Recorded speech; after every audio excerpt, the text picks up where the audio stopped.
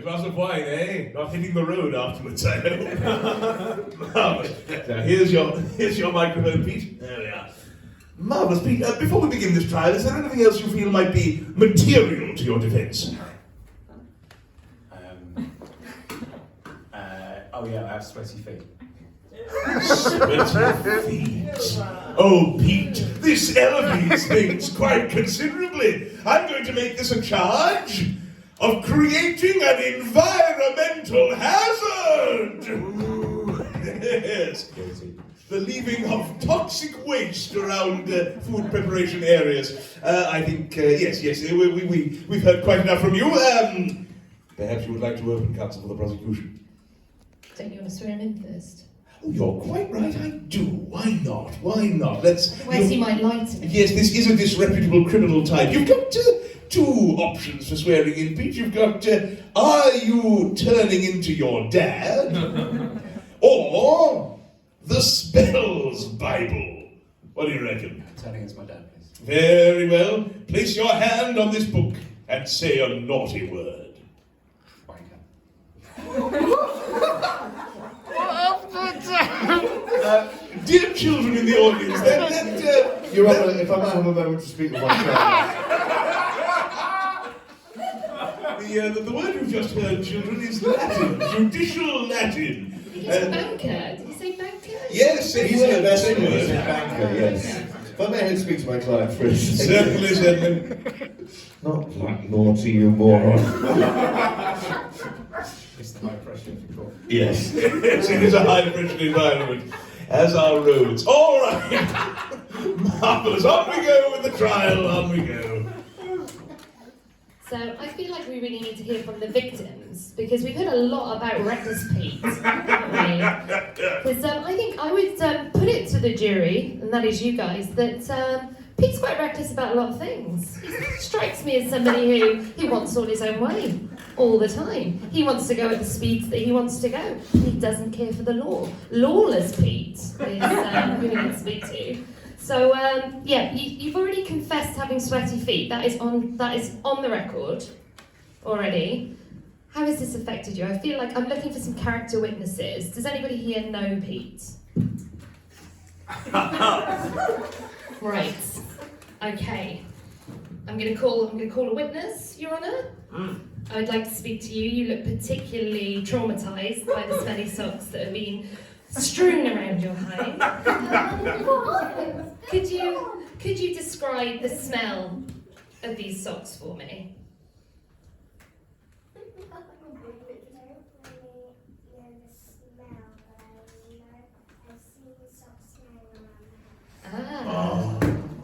We have a witness. And what is your relationship to the accused? Right. Interesting. Okay, we've got a couple of other expert witnesses here. Have any of you come into contact with any of these smelly socks before? No. No. Are you learning ways to avoid these traumatic little experiences around your home? This is very bad behaviour. Are there any other things about him as a father that might give you a clue to whether or not he meant to be maliciously placing these socks around just to traumatise you? Tell me a little bit more about him. What's he like as a dad? Is he a strict dad? Is he a fun dad? I don't know since he's not my dad. Ooh, what's your relationship to the accused? He's my uncle. Is he a nice uncle? And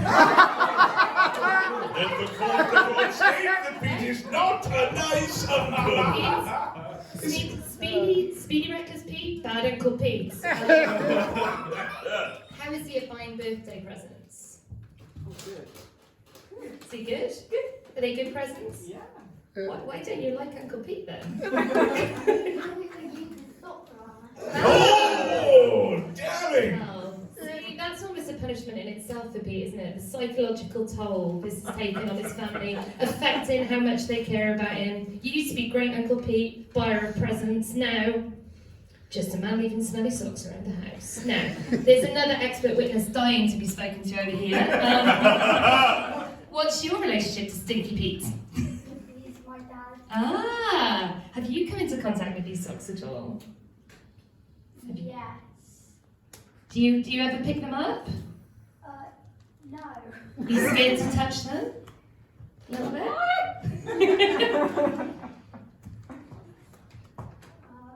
It's now questionable. Questionable. Questionable. Can you describe the smell of them even more vividly? Pungent. Oh! Your vocabulary is excellent. Very impressive. Brilliant. It's you've got all these gifted children, and what you're trying to teach them is that it's okay to just leave socks around for women to pick up. Is what I'm hearing here. Oh. Do you ever pick up your own socks? What do you think happens to the socks when you leave them there? I take them from the stairs and put them in the laundry bin. Is this true? Can I get a witness?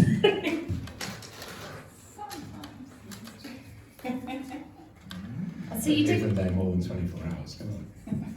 So you admit that you do know where the dirty socks belong. You just willfully choose not to put them there. How long is the journey from the stairs to the basket? 42 steps. 42 steps. You calculate the steps. You're an accurate man, Pete. I'll give you that. Spoken like a true man of investments and banking. I think we can all agree Pete is a banker. He's definitely an absolute banker. And how often is this happening? Once every couple of weeks. Once every couple of weeks. Because you're relentlessly changing your socks to create extra work for the household. To compensate for how you feel out in the world, perhaps. Like, do you feel like in work you do too much for other people? Is that why you go home and just strew your socks around like you're having a party? Mainly an attempt to reduce the fungal infections. Oh, So not only are they pungent and horrible to be around, they're actually a health hazard. No, they're, You're leaving they're- pockets of fungus around your home to be found. Preventative method.